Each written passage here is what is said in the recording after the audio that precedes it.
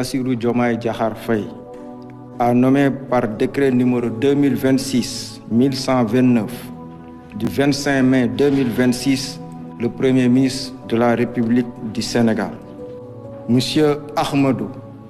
Al-Aminou Mohamed Lo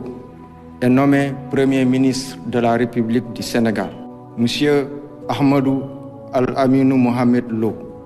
ancien secrétaire général de la BCEAO, ancien ministre secrétaire général du gouvernement, actuel ministre d'État, ministre auprès du président de la République chargé du suivi, du pilotage et de l'évaluation de l'agenda national de transformation, a été choisi. Monsieur le Premier ministre, nous vous adressons nos chaleureuses félicitations. À présent, je vous passe la parole. Je vous remercie, Monsieur le ministre secrétaire général de la Présidence. Je voudrais tout d'abord remercier Dieu le Tout-Puissant pour ses grâces infinies à mon endroit. J'exprime ma gratitude à son Excellence, M. Bassirou Diomaye Diakhar Faye, président de la République, pour sa confiance constante à mon égard depuis son accession à la magistrature suprême en avril 2024 par des nominations successives aux fonctions de ministre secrétaire général du gouvernement, puis de ministre d'État auprès du président de la République en charge du suivi, du pilotage et de l'évaluation de l'agenda Sénégal 2050. Cette confiance culmine aujourd'hui par cette nomination en qualité de Premier ministre. Je considère cette nouvelle charge comme un sacerdoce. Sacerdoce qui a toujours été mon seul viatique, tiré d'une part de mon éducation familiale et de la devise « Savoir pour mieux servir » du Prytanée militaire de Saint-Louis, qui m'ont formaté, et d'autre part de ma longue carrière professionnelle à la Banque centrale des États de l'Afrique de l'Ouest, BCEAO, de novembre 1985 à mars 2026. Je voudrais saluer le travail fructueux effectué et qui a permis de doter notre pays d'un agenda national de transformation, d'un master plan, d'un programme de redressement économique et social et d'une stratégie nationale de développement quinquennale sous l'impulsion du président de la République et la coordination du Premier ministre sortant, M. Ousmane Sonko, en ma qualité de ministre secrétaire général de gouvernement puis de ministre d'État sous l'autorité du président de la République. Je voudrais souligner l'importance que le président de la République attache au devoir de mémoire vis-à-vis de tous ceux qui se sont sacrifiés, dont certains au péril de leur vie, pour les alternances démocratiques au Sénégal et plus récemment celle de 2024.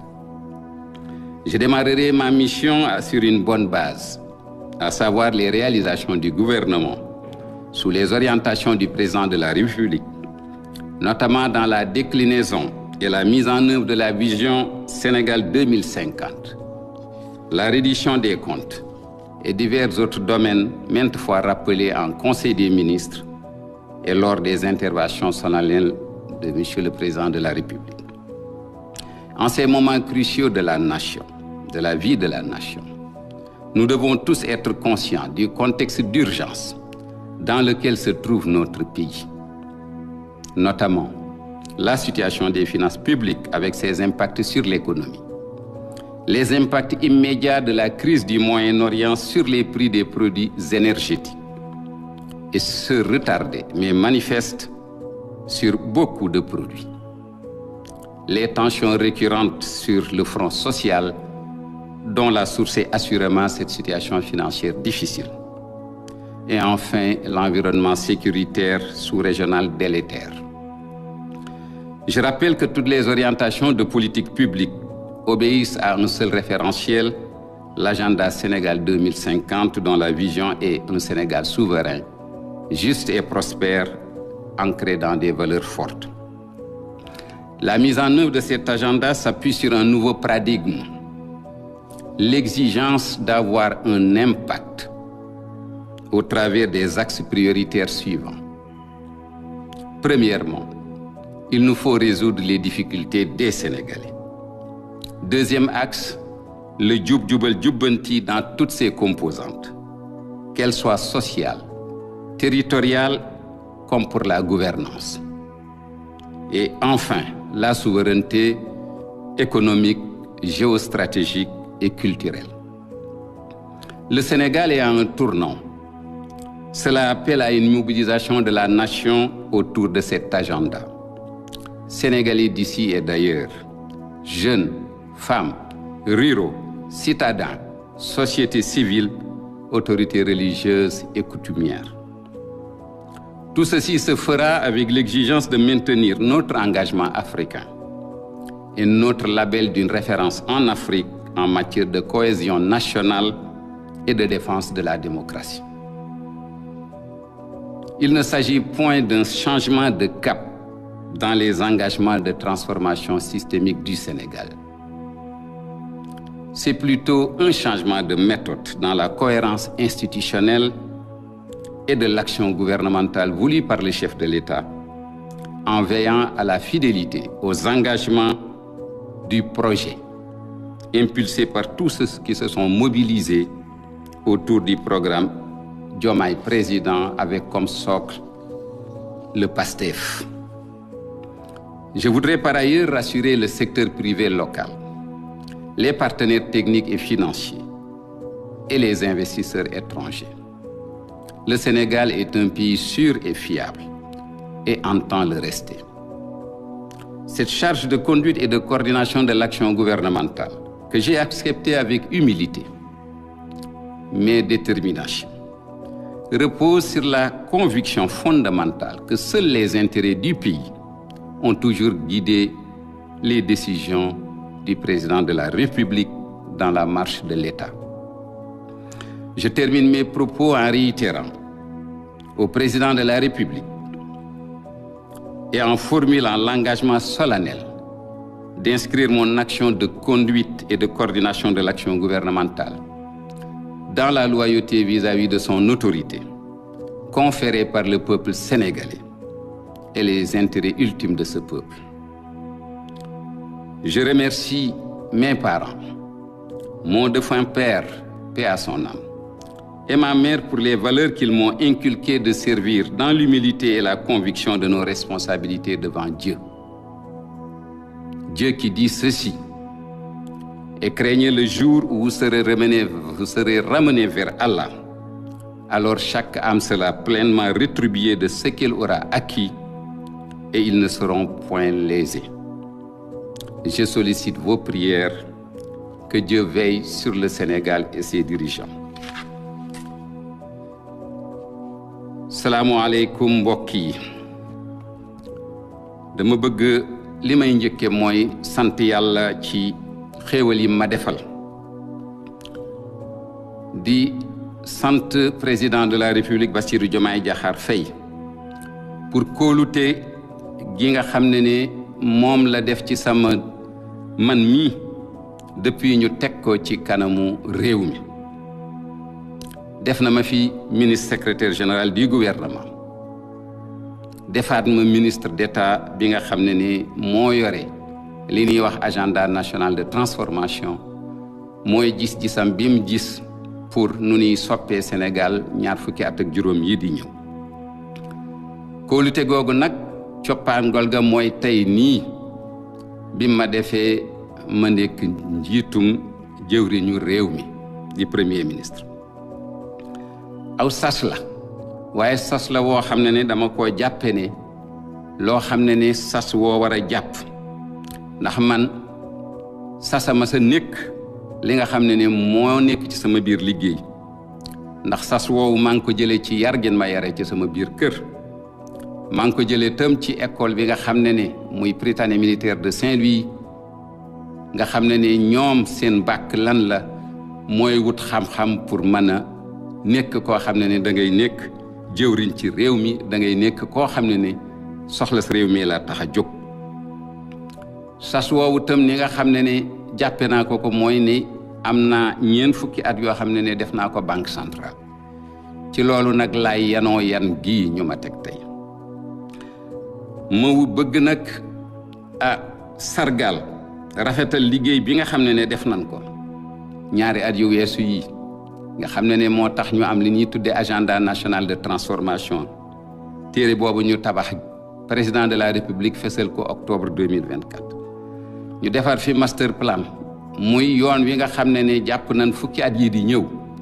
incha allahu ci la ñuy jaar ñu defar fi li ñuy wax programme de redressement économique du Sénégal jubbanti kom nga xam ne dafa war a mën a tax sénégalais yi ñëw ànd ñoom ñëpp ñu defar réew mi ci lan ci koppar yoo xam ne war nañ koo wut ñu defar fi itam li nga xam ne muul nañ ko ci ni ñuy doxale réew mi juróomi at yi di ñëw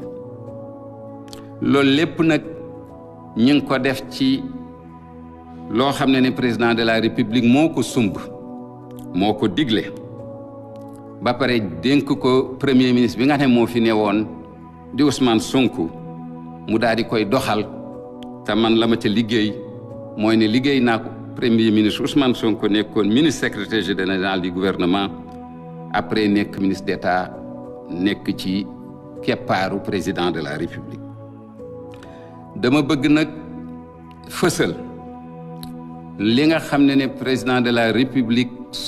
solo gu mu yanu pour ne sas la boo xam ne def na ko boppam mooy ñi nga xam ne danoo dogu woon ci Sénégal démocratie dox fi nga xam ne am na ñoo xam ne dem nañ ba ñàkk ci seen bakkan rawatina alternance bu mujj bii 2024 président de la république nee na ci lépp lu muy yor ci réew mi loolu du jóg mukk ci xelam sas bii ñu ma jox nag danaa ko door nga xam ne danaa wéeru ci réalisation jëf yoo xam ne yu fës la yu gouvernement bi doxal ci ndigalu président de la république te waxoon naa ko léegi muy vision 2050 lenn itam reddition des comptes mooy ne ngal waay képp koo xam ne tooñ nga réew mi wala def nga lu warul danañ ko defanteeg yow ci awale ko ci yoon te loolu yàgg na tam leneen ak yeneen yoo xam ne ay lu fës la ci koo xam ne bëgg nga xool réew mi nun ko doxale ñaari at yi te conseil des ministres daanan ko fa fàttali te tam président de la république heure bu jàkkaarloog askan wi dana fàttaliku li nga xam ne liggéey na ko réew mi nag dafa nekk ci jamono yoo xam ne jamono yu am solo la ndax ñun ñëpp daf ñoo war a wér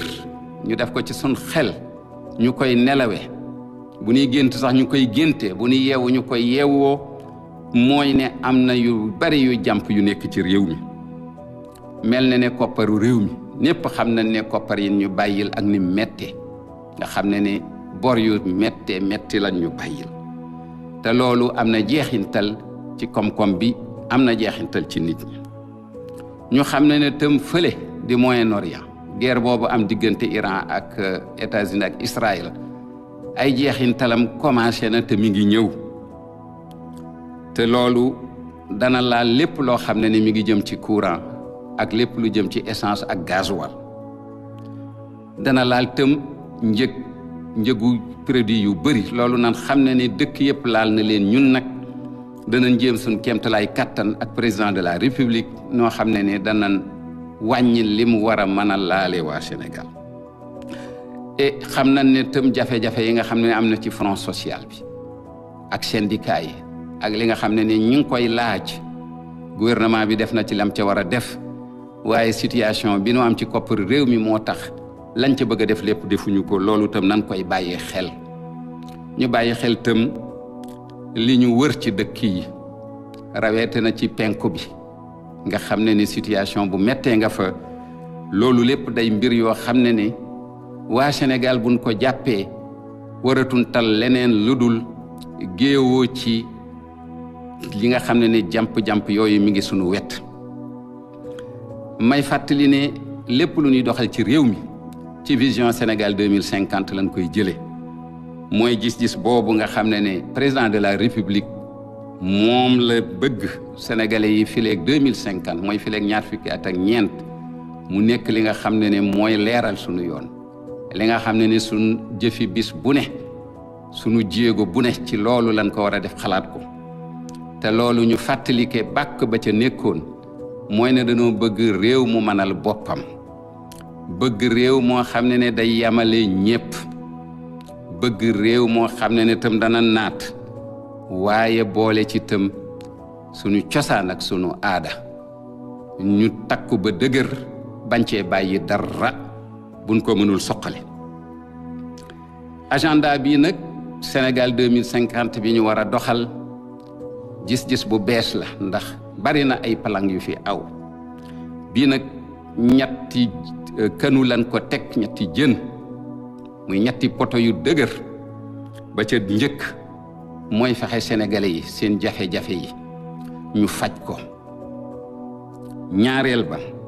fexe ba jubal jubbanti nekk loo xam ne ni moo law ci réew mi ci li jëm ci jëflanteeg nit ñi li jëm ci jëflanteeg gox-goxaanu réew mi ak li jëm tam ni ni yore réew mi ba kumba am ndey kumba amul ndey bañati fee am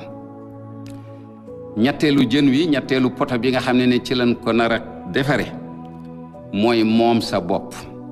ci lu jëm ci koom-koom ci lu jëm ci sun doxalinteem digganteeg yeneen réew yi waaye tam ci lu moom loo xam ne suñu cosaan ak suñu aada loo xam ne dañ ko war a dekkali Sénégal nag daa nekk ci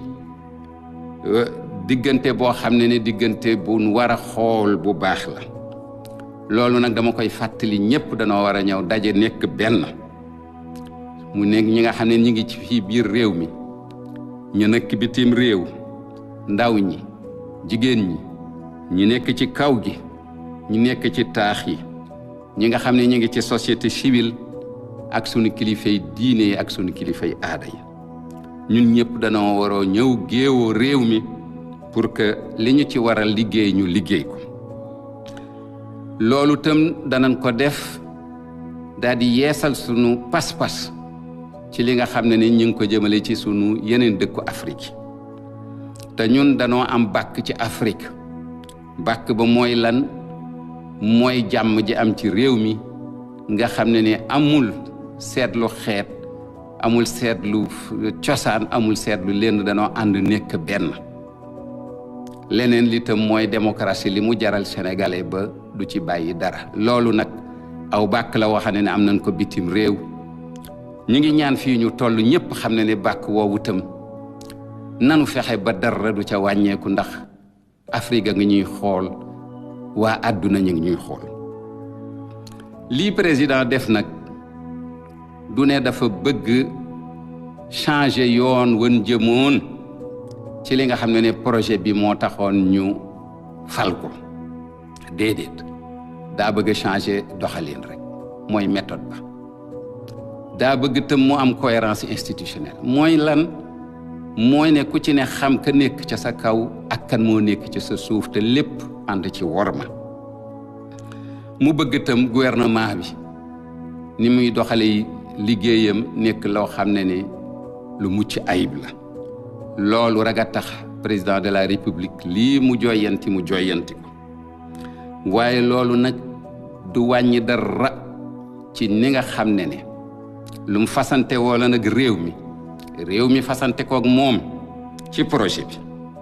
te loolu du ca wàññi dara fasante boobu danañ ñaan ñëpp rek ñi nga xam ne àndoon na nag moom ñu mobiliser wu ci programme Diomaye président nga xam ne li nga xam ne mooy ëkk wa ko téye woon doon parti politique bi ni wax Pastef loolu la bëgg ñu àndaat ci ña ko séqoon séq ko Pastef tam yoonam wam ca amoon mu am ko ca dama bëgg nag dalal xelu ñi nga xam ne ñooy njiitu ay entreprise fii ci biir réew mi dalal xelu ñi niy jëflanteel muy suñ partenaire technique et financier dalal xelu ñi nga xam ne indi nañ seen alal ci biir réew mi jóge bitim réew Sénégal réew mu wóor la Sénégal réew mu jata wóolu la te Sénégal dana fexe ba nekk réew moomu nga xam ne lan ko doon xoolee démb dara du ci soppeeku lii nga xam ne nag sas wa wun ma jox ne ma nekk ki nga xam ne ni mooy nekk njiitu jëwrin yi day loo xam ne ni maa ngi ko nangu ànd ceeg toroxlu waaye ànd ceeg dogu te li ma yombalal mbir yi mooy ne dama am yaqiin ne loo xam ne ni lu ma gëm la ne intérêt réew mi rek moom moo taxoon président de la république lu mu def depuis le 2 avril 2024 mën naa seede ne intérêt réew mi ko tax a jóg fexe rek ba doxalinu réew mi nekk loo xam ne ne ànd naag lam waatoon ci kanamu Sénégalais yi ma bëgg jeexal nag samay kàddu di feddali cant gu amul àpp ci président de la république di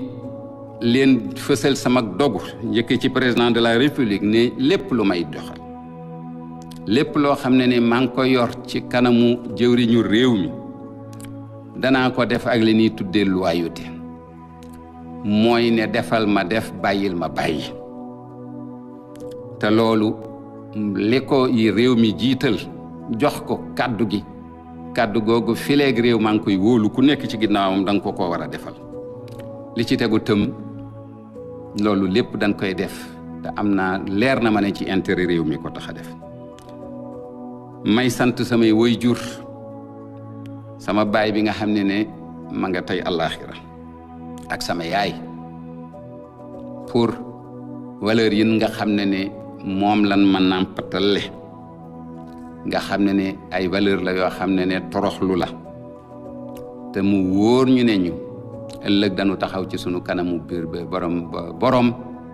layoo la nga xam ne def nañ ko fii ci àdduna may jeexal di wax kàddu borom bi subhanahu wa taala ndax mi ngi wax ne ragal leen bis boo xam ne da ngeen dellu ci seen borom te ku ci ne da nga fa fekk sa pay te pay googu yàlla nee na du ca wàññi du ca yokk maa ngi leen sàkku seen ñaan te di ñaan yàlla mu aar Sénégal aar ñi nga xam ne ñoo ko jiite wasalaamaaleykum wa rahmatullahi wa barakatuh. monsieur le premier ministre nga baal ñu rek xam nañ ne Sénégal ñaari fan dong la toog te amul premier ministre tey ñu tabb la ndax mën nañu xaar ni formation gouvernement bi bare comme ni yëf yi bare pour ngeen mën a jublu ci liggéey bi nga xam ne moom la njiit réew mi de. waaw ni ñu koy faral di defee rek président de la République dana commencé consultation yi ànd ko ak man mi te nu mu gën a gaawee da ngeen am incha allah liste gouvernement bi jërëjëf.